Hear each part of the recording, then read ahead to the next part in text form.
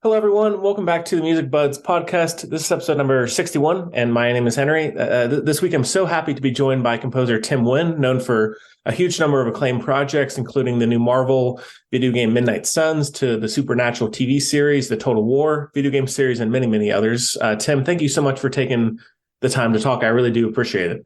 Thank you so much for having me. Well, how's life for you these days? Yeah, everything's good. Finishing up on a few projects, starting on some new projects. So it's all 2023 is off to a good start. Yeah. I guess kind of kicking things off, how is it that you got started in music? Is that something you'd always wanted to do? Yeah, I think I had the curse from an early part of my life. I call it a curse just because it's something that I really didn't have a choice with, I guess. I loved music so much. It was something that always interested me. And so I started learning piano from an early age, started learning guitar after that, started writing songs pretty early in my life, 6 years old, 7 years old, something like that. So it just was kind of finding how to get there. I knew I had a musical sort of bent. So what was that going to look like in my later life? So I wasn't sure of what that was growing up, and then eventually just turned into film scoring and video games and everything else that goes with that. Yeah. Well, how did you go from music, I guess, then getting into composing? How did that through line work? Well, the simple answer is college. Really was I was writing a lot of pop.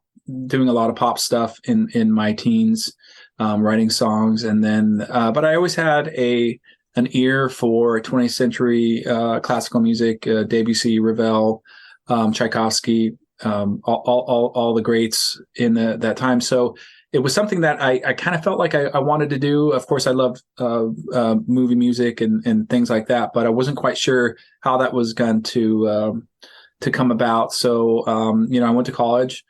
And, just started taking composition and theory classes, and just I didn't feel intimidated about writing for orchestra or classical music at all. And it's something that I really, now cherish, and I just absolutely love doing. Yeah. And now, if I'm not mistaken, you were able to study under people like Christopher Young, Jerry Goldsmith. Yep. What was that like? Did you learn anything in particular from people like them, like such huge composers? Yeah, the funny thing is, at least to me, is we weren't. It was more the confidence. It wasn't necessarily we would talk for a sports analogy, talk X's and O's of use an augmented chord here or do this or that. It was more about how to be professional. They kind of assumed that we were all composers, and or Elmer Bernstein, I remember saying him specifically, was, hey, you guys are all as good a composer as me, but I've just been doing it much longer. So they kind of gave us the confidence to not be intimidated, to go ahead and write music with a passion, and that's what we did. So it really it wasn't necessarily so much like just all the specifics on it, but it was just like how to be professional, how to handle different situations and things like that. So that's what he did. Yeah, we know for sure. Well, now talking about Midnight Suns, which is this new Marvel video game. How did you end up getting involved with that? Like, what was the process of creating this music for a game that had so many iconic characters that we've seen in movies and comic books and everything? Like, what was it like being able to put your own kind of stamp on it? Yeah, well, I got involved with the game. Through Firaxis, and I worked with them on XCOM. I worked with them with two of the XCOM, so they knew my resume, and they knew me well working with them together. So they gave me a call doing it, they wanted me to score it. Along with Phil Boucher, he's doing all, the in-game music, and I was doing all the cutscenes, and I was writing all the themes and all that sort of stuff like that. So that's how it went about to get going on it. And being able to write for Spider-Man and Hulk and Captain America, Iron Man. I mean, just all of the characters that you've grown up and loved your whole life. It was just something that I'll never forget. Yeah. And now, what did you like? What were you like drawing from with that? Like, what was your like when you had like Spider-Man or Captain America or whoever it might be? Like, what were you like thinking? Like, all right, where am I? Like, where do you think you were drawing inspiration from? If that makes sense. Well, I think for me it was just kind of the characters. It's like what are they like? What does Captain America sound like? To me, he sounds like a big heroic theme. What does Iron Man sound like? Well, he sounds a little bit like that, but with guitars and sort of a tougher edge to him. Spider-Man, same sort of thing, but he had more of a different sort of rhythm to him, and he had woodwinds because he's always flying around the air and so there's always like some sort of tie-in to how the character, how the heroic actions, anything that I could like hook onto. That's what I look for. And I mean, I like to ask a lot of different people because I'm always curious because I know there's a difference, of course, but like, what's the difference in terms of process for you for like doing a game like Midnight Suns as opposed to doing a movie like Freaks or something? Like how's your mindset kind of different for each kind of format?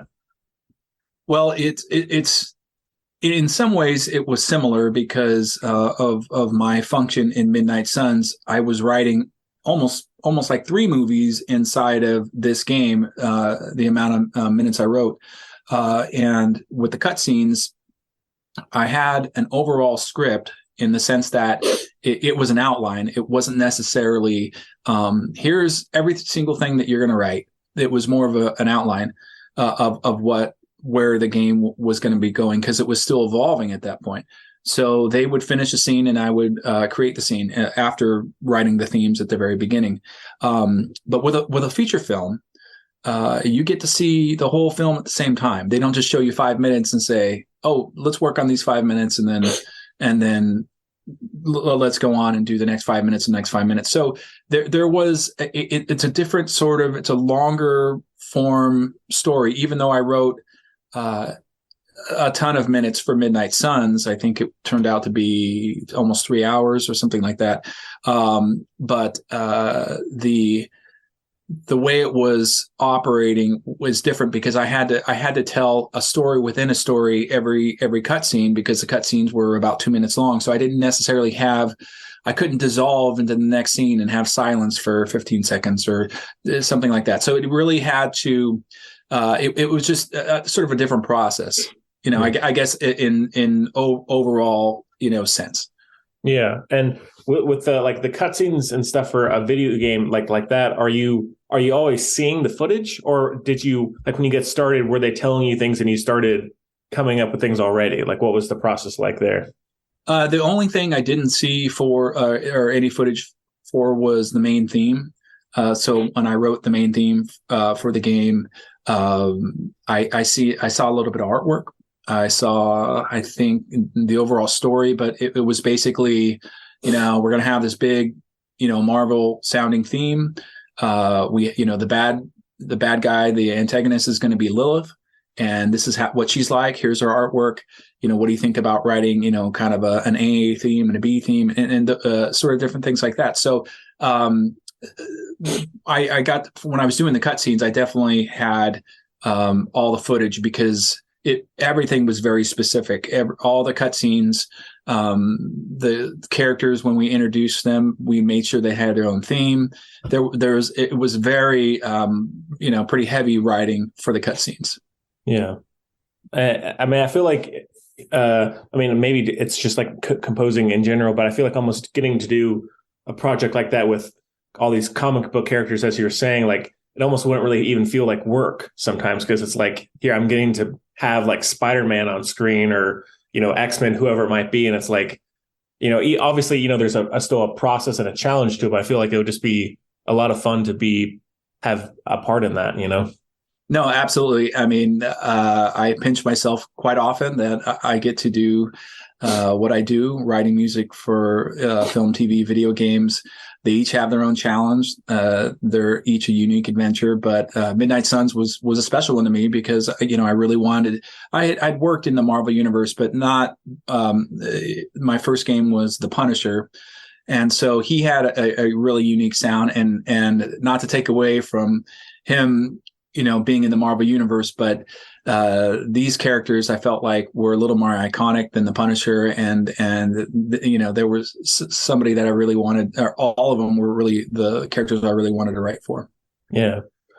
Well, I did want to ask you briefly about the Total War series, because I like even from when I was a kid, maybe in middle school, I loved these games growing up, and each one I found them so fascinating, and was like because it is this huge open world kind of game. Like, how are you making music for something where there's so much variation? Like, a battle could go this way, or you could have this or that. Like, how are you making music for something that's so, I guess, unpredictable, if that makes sense? Well, you try to write when you write a battle track, because there is so much battle in that, you try to write the piece of music with a lot of ebbs and flows. So you might have 16 bars of this type of, a really heavy duty energy where you kind of feel like you're losing, and then parts that you feel like you're winning. So you wanted to give, because what happens after you say you write a 3-minute long battle track, they'll take that and they'll make different edits and different loops. And so it can go from, the A section to the C section, and then go back to the B section, and the B section to the C section. Sorry, I keep on hitting the microphone, everybody. So it's kind of, you write it with a lot of different ups and downs, and it seems to really work well, for those type of games. Hmm. And I mean, because I'm a huge history fan. That's one of the reasons why I find I love the games. Me too. Is it interesting to like go to different time periods? Because I guess you'd have to be like, influenced by the history of the time, the music of the time, or whatever it might be. I feel like that'd be really interesting. Yeah, it's really cool with the Total War series. They had Rome, and I did something for Total War Troy, and it's so much fun to work with the ancient instruments, because we're all about as much live recording as possible for these games, and just discovering what different flutes sounded like, back in the Roman times, or just ancient Greece, or any of the things that we're asked to do.